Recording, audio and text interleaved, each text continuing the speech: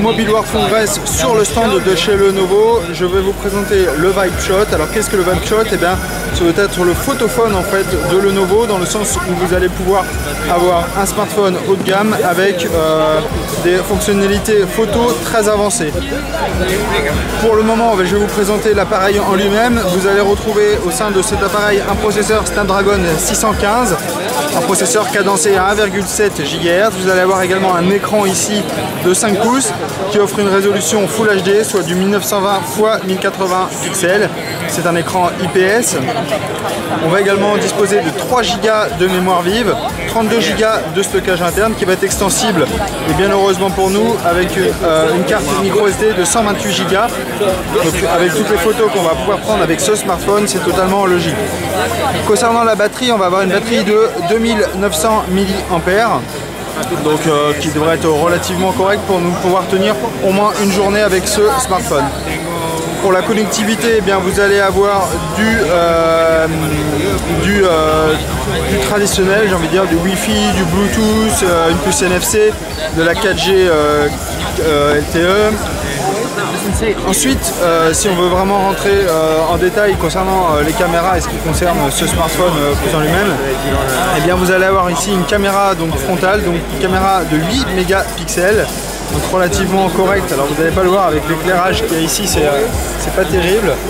En tout cas, vous allez avoir, je vais essayer de mettre, voilà, vous avez la caméra ici donc de 8 mégapixels, et on a également sur le côté ici une grille de haut-parleurs. On a également des boutons en bas qui vont donc vous permettre d'interagir avec le smartphone. Donc ce sont des boutons capacitifs. Malheureusement, ils ne sont pas trop illuminés, donc c'est un peu dommage. Sur l'arrière du smartphone, eh bien, on va retrouver donc notre capteur. Donc c'est un capteur de 16 mégapixels avec stabilisateur d'image optique et plein d'autres configurations assez pro. On va avoir un triple flash LED ici sur le côté. Vous allez également avoir ici un flash optique, donc un capteur optique qui va vous permettre d'améliorer la rapidité du déclenchement de la photo. On a également cette barre ici en aluminium qui va nous permettre de dire qu'on peut tenir le smartphone comme ça. Oui, c'est pas aberrant, puisque vu qu'il se positionne comme un photophone, eh bien on peut le tenir comme un vrai appareil photo. D'ailleurs, sur la tranche latérale du smartphone, eh bien, vous allez retrouver les différentes commandes. Ici, vous avez le bouton de volume, vous avez le bouton power. Ensuite, on a ici un mode qui va nous permettre de passer en mode smart ou en mode pro. Si on passe en mode pro, en fait, vous allez débrayer complètement l'appareil photo.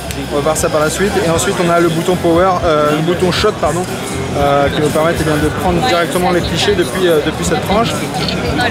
Sur le côté latéral du smartphone, eh bien, vous allez retrouver un port SIM, le micro SD en bas. Sinon, on est sur une armature complètement métallique tout autour, donc on est vraiment sur quelque chose de premium. Qu'est-ce que j'ai oublié de vous dire sur la tranche inférieure ici? On va avoir donc ici un petit trou pour passer la Dragon, justement pour pouvoir utiliser ce smartphone en mode photophone toujours.